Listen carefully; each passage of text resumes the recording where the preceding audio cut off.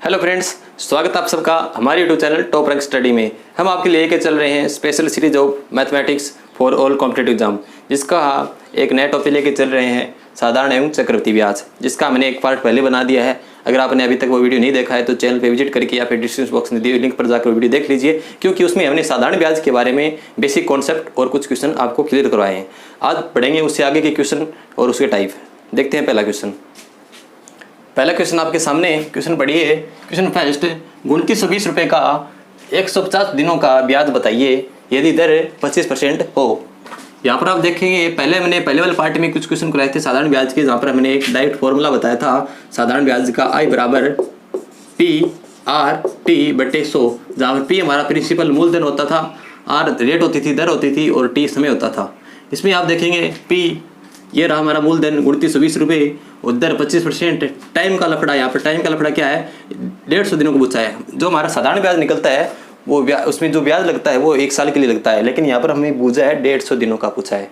तो इसको कैसे करेंगे, तो आप क्या करेंगे, 150 या टी की जगह आप रखेंगे 150 बटे और 365, क्योंकि एक साल में 365 दिन होते हैं, तो 365 को इसमें भाग दे देंगे तो ये साल में चेंज हो गया। इस साल का कितना पार्ट है वो निकालेंगे, टी की जगह वहाँ रखेंगे, आपका आंसर आ जाएगा। मैं इसका दूसरा तरीका, रेशियो वाला तरीका आपको बताता हूँ, देखिए वो किस प्रकार होगा। हम दर लिखते हैं पहले, सबसे पहले हम दर लिखते हैं, दर 25% है। इसका रेशियो चेंज करेंगे 1/4। नीचे वाला मैंने बताया कि प्रिंसिपल होता है, मूलधन होता है, ऊपर वाला हमारा इंटरेस्ट होता है, ब्याज। तो 4 का मान देखिए, मूलधन हमारा यहाँ पर 2920 रुपये है, इसको आप काट लीजिए, 1 का मान निकाल लीजिए। 1 का मान निकालेंगे, 4 7 28 बच गया, 1 12 4 3 12 और 0 730। 1 का मान आ गया। आप देखेंगे ये 1 का मान ब्याज है, यानी 1 साल का ब्याज हमारा 730 आ गया है। 1 का मान 730 है, तो 1 हमारे यहाँ पर क्या है, ब्याज। अब हमें निकालना है ये 1 साल का ब्याज हमें निकालना है 150 दिनों का।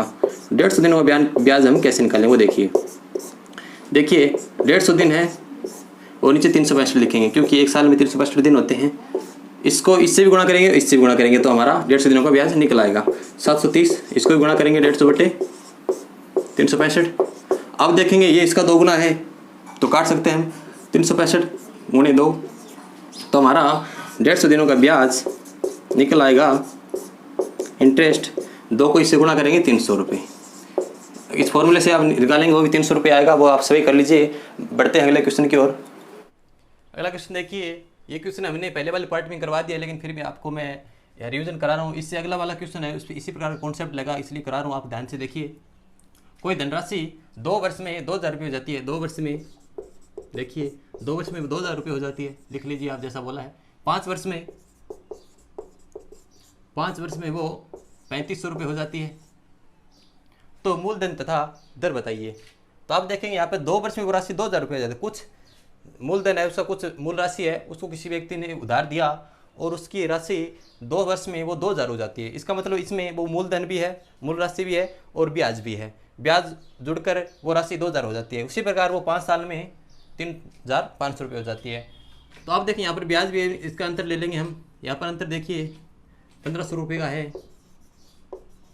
ये 1500 रुपये क्या है, हमारी मूल राशि कभी चेंज नहीं हो। हमने किसी व्यक्ति को 2000 रुपये दिए हैं, तो वो 2000 रहेंगे, आगे ब्याज बढ़ता जाएगा। 1 साल के 2 साल में और ज़्यादा हो जाएगा, 3 साल में और ज़्यादा बढ़ जाएगा, ब्याज चेंज होता रहता है। यहाँ पर वो मूलधन वही रहेगा। इसका मतलब जो ये 1500 रुपये बढ़े हैं वो ब्याज के बढ़े हैं, और वो कितने साल के लिए ब्याज बढ़ा है वो देखिए यहाँ पर। इसका अंतर ले लीजिए 3 वर्ष का, यानी कि 3 वर्ष का ब्याज 1500 रुपये है। 3 वर्ष का ब्याज 1500 रुपये। तो 1 वर्ष का ब्याज हम निकाल लेंगे, ब्याज हमेशा 1 साल का होता है, मैंने बताया। 1 वर्ष का निकालेंगे, 3 का भाग देंगे, 500 रुपये आ जाएगा। ये आ गया 1 वर्ष का ब्याज। अब हमें निकालना है मूलधन। मूलधन देखिए, ये अगर 1 वर्ष का ब्याज 500 रुपये है, तो यहाँ पर मैंने बताया कि यहाँ पर ब्याज भी है और मूलधन भी। यह है प्रिंसिपल, जो हमारा मिश्र धन होता है, जिसके अंदर ब्याज भी होता है और मूलधन भी होता है। इसमें अगर मैं ब्याज निकाल लूँ तो हमारा मूलधन बच जाएगा। देखिए ये 2000 रुपये है, उसमें ब्याज भी है। 2 वर्ष का ब्याज देखिए कितना आएगा, 2 वर्ष का ब्याज इंटरेस्ट, तो इसको मैं 2 से गुणा कर लूँगा। 1 वर्ष का 500 है तो 2 वर्ष का 1000 रुपये। इसमें आप देखेंगे 1000 रुपये तो ब्याज ही है, तो मूलधन कितना होगा, 2000 रुपये। 1000 रुपये अगर ब्याज है तो मूलधन हो गया 1000 रुपये बच गए। ये हो गया हमारा मूलधन। पहले क्वेश्चन का आंसर हो गया हमारा मूलधन होगा 1000 रुपये। अब इससे निकाल लीजिए, फिर इसको भी इसी प्रकार इसको लिख सकते हैं 3,500 रुपये, और उसमें हम 5 साल का ब्याज निकाल लेंगे और बाकी बचेगा वो हमारा मूलधन आ जाएगा। मूलधन हमारा आ गया, ठीक है। अब निकालना है हमें दर। दर कैसे निकलती है? दर मैंने बताया हमेशा मूलधन पे निकलती है, और दर यहाँ पे देखेंगे आप, एक वर्ष की दर, ये दर है हमारी, एक साल का जो ब्याज होता है भाई हमारी दर होती है 500 रुपये निकले हैं, और दर हमेशा निकलती है मूलधन पे। मूलधन कितना हमारा 1000 रुपये, और गुणे 100 हमारा फॉर्मूला होता है दर का। 20 से 20 कैंसिल, 10 से 10 कैंसिल, 50%। दोनों क्वेश्चन के आंसर आ गए। दर हमारी होगी 50% और मूलधन होगा हमारा 1000 रुपये। अब बढ़ते हैं अगले क्वेश्चन की ओर। अगला क्वेश्चन देखिए, क्वेश्चन 4, कोई धनराशि 10% की दर से 1000 रुपये हो जाती है तथा 12% की दर से 1100 रुपये हो जाती है, तो मूलधन तथा समय बताइए। पहले वाला जो क्वेश्चन था उसमें वर्ष दिया था कि 2 वर्ष में कोई राशि इतनी हो जाती है और 5 वर्ष में वो राशि इतनी हो जाती है, तो मूलधन तथा दर बताइए। यहाँ पर क्या हमसे पूछा है? मूलधन तथा समय पूछा है। इसको कैसे करेंगे? देखिए, पहले की तरह लिखेंगे, वहाँ पर 2 वर्ष था, 2 वर्ष लिखा था, यहाँ पर 10% है, 10 वर्ष में वो राशि 1000 रुपये हो जाती है, और 12% की अगर मैं दर लगाऊं तो वो राशि 1100 रुपये हो जाती है। आप यहाँ पर देखेंगे 100 रुपये का चेंज आ रहा है, यहाँ पर अंतर आ रहा है। ये 100 रुपये का चेंज किसके बराबर होगा? यहाँ पर देखिए, वो मूलधन है वो हमारा चेंज नहीं होगा, वही कौन सा इसमें लगेगा। मूलधन हमारा कभी चेंज नहीं होता है, ये दर चेंज हुई है, और दर कितने दर के बराबर है? ये 10 से 12 हुई है, 2 है। इसका मतलब 2 का मान 100 है, 2% का मान कितना है? 100 है। यहाँ पर 100 आया है और दर का अंतर हमने निकालिए, इधर हमने पैसों का अंतर निकाल लिया, वो दोनों बराबर रख दिया, तो 1% दर का मान कितना हो जाएगा? 50। 2 का मान 100 है तो 1 का 50, यानी कि 2 का इसको भाग दे देंगे, ठीक है।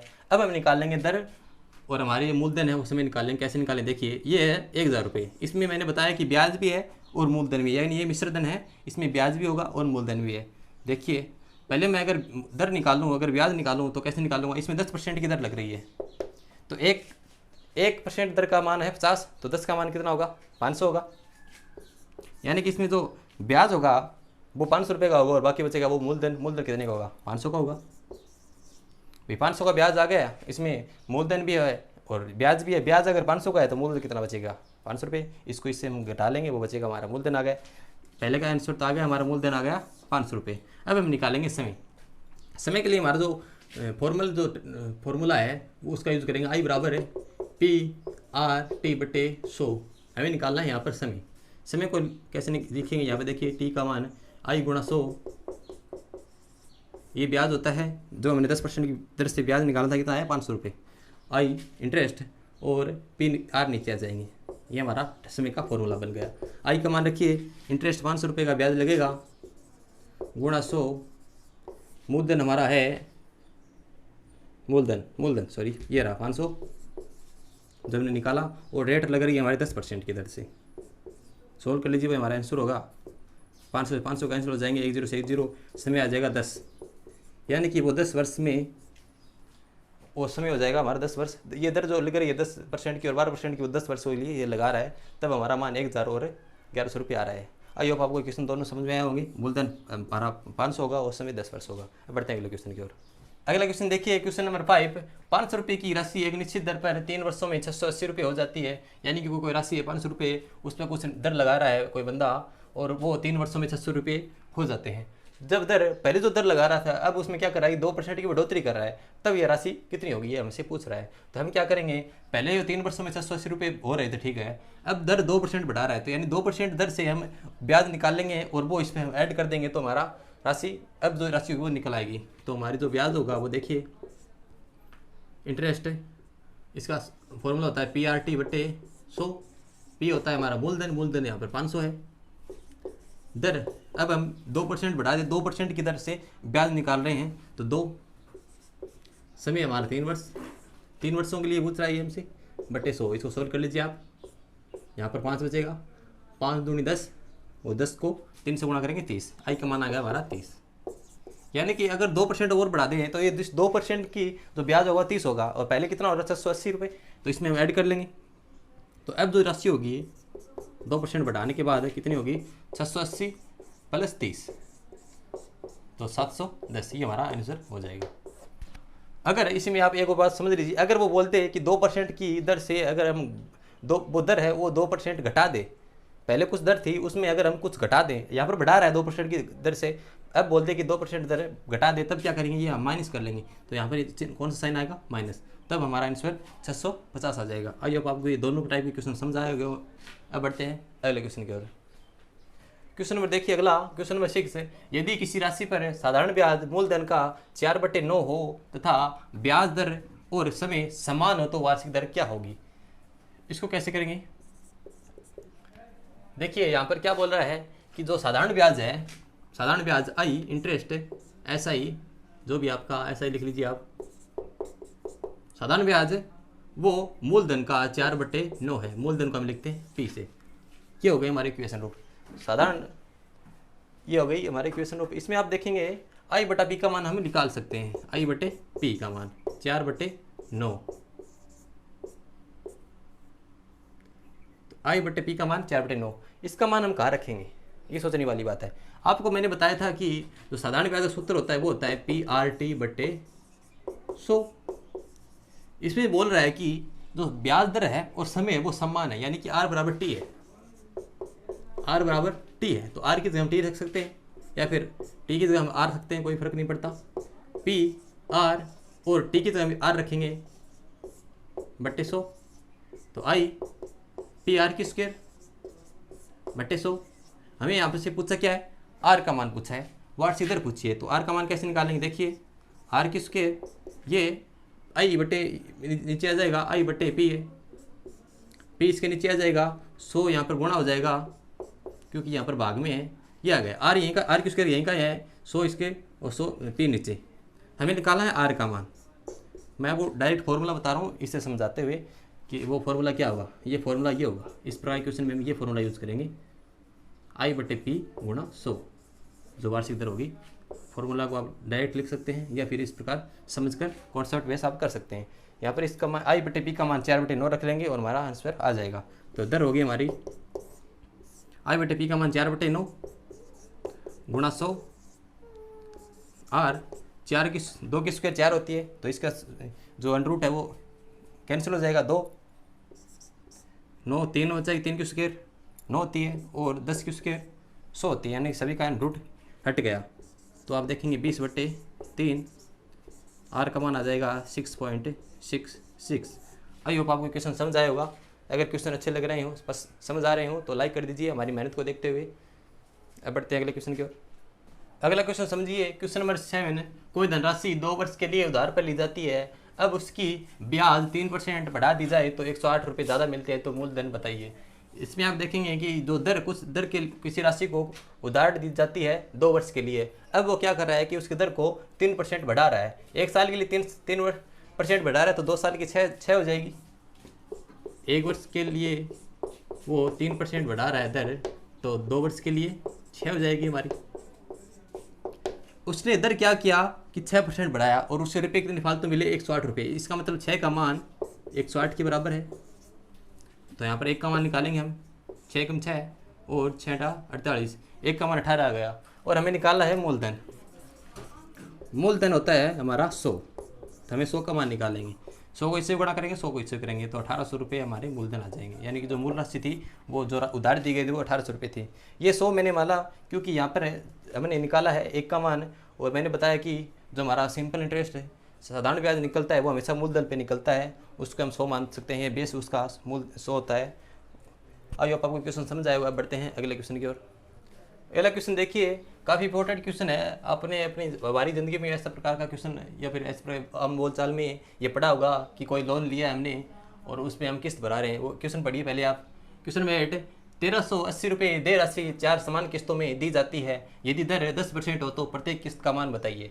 यानी कोई राशि है वो हमें किसी व्यक्ति को लौटाने हैं, 1380 रुपये लौटाने हैं या फिर देने हैं, ये राशि हमें देनी है। तो ये बंदा क्या कर रहा है कि 4 समान किस्त बनाता है और उस पर जो दर लगाता है वो 10% की दर लगाता है। तो बोल रहा है कि मैं वो मेरी किस्त, प्रत्येक किस्त वो कितनी होगी। तो इसको कैसे करेंगे, देखिए इसमें जो दर निकले लगेगी वो, मान लीजिए मैं पहले एक महीने के लिए मैं पहली किस्त भराता हूँ, तो पहली किस्त जो मैं भराऊँगा या फिर दूंगा उस पर तो मेरा ब्याज लगेगा 10% दर है, वो पूरे रुपए पर लगेगी। जितने रुपए हैं उस पर मान लीजिए मेरे 10,000 रुपये हैं, उस पर वो लगेगी। अब मैंने एक किस्त भरा दी, मान लीजिए मैंने 2,000 रुपये भरा दिए या फिर 1,000 रुपये भरा दिए मैंने, तो अब मेरे बचे कितने 9,000 रुपये। तो अब जो आगे जो किस्त आएगी उसमें तो मेरा रेट निकल रहा है, लग रहा है, ब्याज की दर जो लग रही है वो अब 10,000 रुपये नया लग के 9,000 रुपये लगी, क्योंकि मैंने 1,000 रुपये पहले दे दिए, उसमें मैं ब्याज क्यों दूंगा, मैं आगे दूंगा 9,000 रुपये ऊपर ब्याज। इस प्रकार की क्वेश्चन है, इसको कैसे करेंगे देखिए। इसको मैं 2 तरीके बताऊंगा, अगर आपको व्यवहारिक तरीका जो कॉन्सेप्ट है वो समझ में आता है तो ठीक है, वरना इसका मैं फॉर्मूला भी देने वाला हूँ आपको। तो पहले देखिए, पहली किस्त मैंने किस्त को कितना मान लिया, 100 मान लिया कि मैंने वो प्रत्येक किस्त है वो 100 है। पहली किस्त 100, इसी प्रकार दूसरी होगी, समझिए बस आप।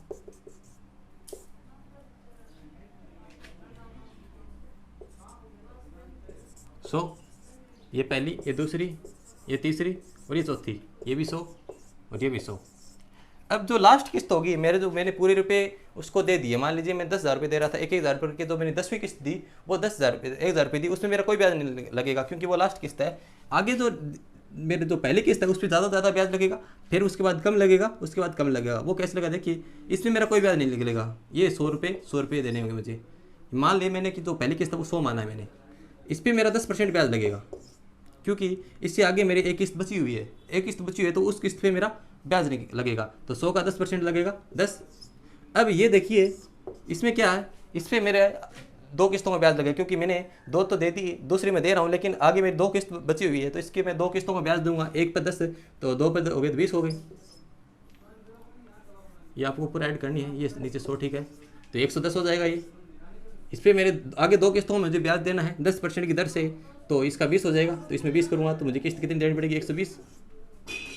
और ये देखिए इस पर मैं क्या करूँगा, आगे मेरी 3 किस्त बची हुई है, ये पहली किस्त है, तो आगे मेरी 3 किस्त और भरानी है, तो 3 किस्त भरानी है मुझे, तो मैं 3 किस्तों के लिए ब्याज दूंगा। तो पहली किस्त के लिए 10 है, तो 3 किस्तों के लिए 30, तो 30 इसमें ऐड कर लूँगा तो 130। ये इस प्रकार के हमारा जो टोटल रुपए में देने हैं वो इस प्रकार से देने हैं। पहले 130 दूंगा, मान लीजिए मैं पूरे की जो मैं रेशियो में बात कर रहा हूँ, मैं पहले 130 दूंगा, उसके बाद 120 दूंगा, उसके बाद 110 दूंगा, वो जो लास्ट किस्त है वो 100 रुपये की हो जाएगी मेरे, और पूरा जो राशि मुझे मैं दे दूंगा पूरी। तो इसको ऐड कर लीजिए आप, कितना होगा 0, ये 5, सॉरी 6, 460। ये 460 रुपये हमारे मुझे देने हैं। ये 460 एक्चुअल में किसके बराबर है, एक्चुअल में ये रुपये 380 रुपये के बराबर है। तो 460 को मैं 1380 के बराबर रख लूँगा। और मुझे मान किसका निकालना है, प्रत्येक किस्त का मान निकालना है। और प्रत्येक किस्त मेरी कितने की थी मानी थी मैंने, 100 रुपये की मानी थी। 100 का मान मुझे निकालना है, तो 100 का मान मुझे निकालना है। 100 को पहले इसका मैं 1 का मान निकालूंगा, 1 का मान निकालने के लिए मैं इसको इसके भाग दे दूंगा, 1 का मान निकल आएगा 460, और 100 का मुझे मान निकालना है तो दोनों तरफ से गुणा करूँगा।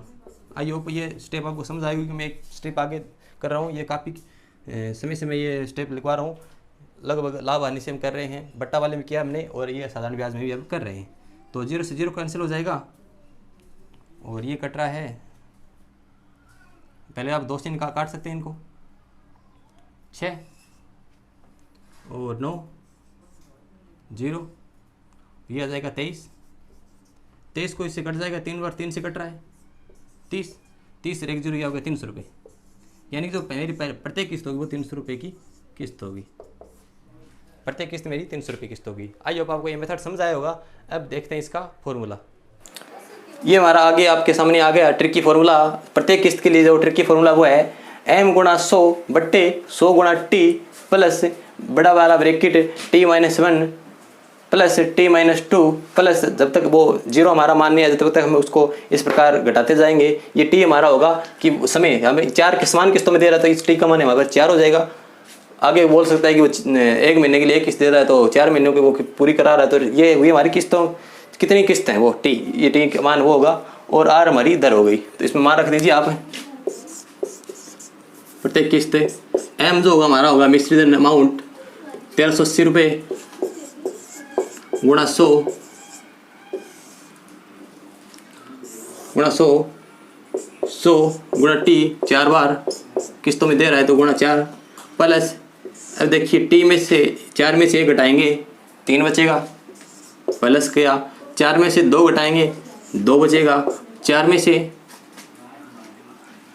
3 घटाएंगे 1 बचेगा, और 4 में से 4 घटाएंगे 0 बचेगा। तब जैसे 0 आए वो आगे हमने नहीं घटाना है। आगे इसका मतलब ये होगा कि जो किस्त दे रहा है उसको हम लिखेंगे यहाँ पर, और आगे हम कम करते जाएंगे 0 तक चलेंगे। आगे यहाँ पे अगर वो 4 किस्त बोल दे, 5 किस्त बोल दे तो 5 से चलेंगे, सॉरी 5 से नहीं 4 से चलेंगे, 4 3 1 तक चलेंगे। इस प्रकार इसमें आगे आर से गुणा करना है। आर दर हमारे दर यहाँ पर कितनी है 10%, 10 से गुणा किया। इसको सॉल्व कर दीजिए, वही हमारा आंसर आएगा 1380। तो 0 और लगा सकते हैं हम 100 के लिए। ये आ गया 400 प्लस 3 2 5 1 6, 6 को 10 से गुणा करेंगे 60, नीचे आ गया 460, ऊपर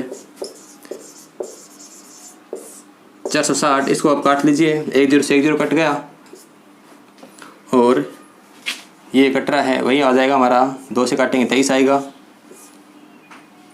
और 69 00 और 23 दिए 69 होते हैं 300 रुपये। प्रत्येक किस्त का मान होगा 300 रुपये। पहले वाले जो मैंने तरीका बताया था उसमें भी 300 आ रहा है, इसमें भी 300 आ रहा है। ये दोनों मेथड आपको मैंने बता दिए, जो समझ में आए जो आपको अच्छा लगे वो आप कर लीजिएगा। अब बढ़ते हैं अगले क्वेश्चन की ओर। अगला क्वेश्चन देखिए, काफ़ी इंपॉर्टेंट क्वेश्चन है, ध्यान से समझिए। क्वेश्चन नंबर 9, 8,200 रुपये को 2 भागों में विभाजित किया गया। पहले भाग पर 10% वार्षिक दर से 4 वर्षों में साधारण ब्याज की राशि, और दूसरे भाग पर 7% वार्षिक दर से 6 वर्षों में साधारण ब्याज की राशि अगर बराबर है तो पहले भाग की राशि बताइए। यानी कि कोई राशि है 8,200 रुपये। उसने क्या किया, इसका 2 पार्ट किया, कुछ और कुछ दूसरा पार्ट हो गया। तो पहली जो राशि थी उसको उसने क्या किया, 10% वार्षिक दर से 4 वर्षों के लिए किसी व्यक्ति को उधार दे दिया, और जो दूसरी राशि बची उसको उसने क्या किया, 7% वार्षिक दर से 6 वर्षों के लिए किसी व्यक्ति को उधार दे दिया। और आगे बोल रहा है कि इन दोनों की जो ब्याज दर है वो इक्वल है, यानी कि इन दोनों का I1 है और I2 दोनों का ब्याज दर वो इक्वल है। तो इसका मान कितना होगा, I का मान हम जानते हैं PRT/100 होता है। ये पहला भाग हो गया, तो इसको पहले P1 मान लिया मैंने, पहला भाग हो गया किसी राशि, किसका पहला भाग P1 मान लिया, और दूसरा P2 मान लिया मैंने, और इसका दर R1 इसको T1 मान लिया, सभी को मैंने इसको 2 मान लिया मैंने कि दूसरी राशि है, और बट्टे 100। आप देखें यहाँ पर 100 भी कट रहा है क्योंकि दोनों के भाग में है। तो जो राइट फॉर्मूला बनता है वो आप देख लीजिए, P1 बट्टे P2 जो आपकी बुकों में मिलेगा ये होगा R2 T2 बट्टे R1 T1। ये हमारा फॉर्मूला है जिसका हम यूज़ करने वाले हैं। तो पहला भाग दूसरे भाग का अनुपात हमें निकाल लेंगे। यहाँ पर आप मान रख लीजिए, आप R2 इसका अनुपात निकाल लेंगे। R2 देखिए कितना, R2 7 है, पहले दूसरी दर और दूसरा समय 6, और R1 पहली दर 10 और पहला समय 4, इसको गुणा किया 7 6 42, और ये 40, इसको हम और काट सकते हैं 21, 2 से काट लेंगे 20। यानी कि P1 और P2 का अनुपात, पहली राशि और दूसरी राशि का अनुपात 21 सही 20 आ गया, 21/20 आ गया। यानी कि पहला भाग होगा हमारा, जो टोटल राशि होगी इसके हिसाब से देखेंगे हम, टोटल राशि होगी 41 20, और पहला भाग 21 मान ले और दूसरा भाग 20 मान ले, तो टोटल होगा 21, और 21 किसके बराबर होगा, 8,200 के बराबर होगा। हमें पूछा है पहला भाग, 21 का मान पूछा है हमें, तो 21 का मान हम निकाल सकते हैं यहाँ से। 41 को इसके नीचे दे देंगे, यानी कि भाग में आ जाएगा 41, और 21 का मान हमें निकालना है तो 21 को इससे गुणा कर देंगे। तो इसको कट रहा है, ये 2 से कट जाएगा, 200 आ गया, और 200 को इससे गुणा करेंगे तो देखिए आप 2 0 2 0 2 1 2 2 2 4। पहली राशि होगी वो होगी 4,200 रुपये, और दूसरी राशि इससे घटा लेंगे, जो दूसरी राशि हमें बच जाएगी 4,000 रुपये बचेगी। आई होप आपको ये क्वेश्चन समझ आया होगा। आज हमने काफ़ी इंपॉर्टेंट क्वेश्चन किए साधारण ब्याज के। जो अगला वीडियो का हमारा वो होगा पूरा चक्रवृद्धि ब्याज पे। हमने दोनों पार्टों में साधारण ब्याज के पूरे कॉन्सेप्ट और पूरे क्वेश्चन टाइप आपको करवा दिए। आई होप आपको कोई भी टाइप क्वेश्चन नहीं बचा होगा। मिलेंगे अगले वीडियो में। अगर आज का वीडियो अच्छा लगा हो तो लाइक कर दीजिए, अपने फ्रेंड को शेयर कर दीजिए। साथ ही अभी तक चैनल को सब्सक्राइब नहीं किया है तो चैनल को सब्सक्राइब कर लीजिए, और बेल आइकन को दबाना न भूलें ताकि आने वाली वीडियो की नोटिफिकेशन सबसे पहले आपको मिल सके। तो मिलते हैं अगले पार्ट में जो कि काफ़ी धमाकेदार होगा। उसमें हम आपको साधारण ब्याज और चक्रवृद्धि ब्याज में क्या डिफरेंस है, क्या अंतर है वो बताएंगे। तो मिलते हैं नए वीडियो में, तब तक के लिए टेक केयर, धन्यवाद।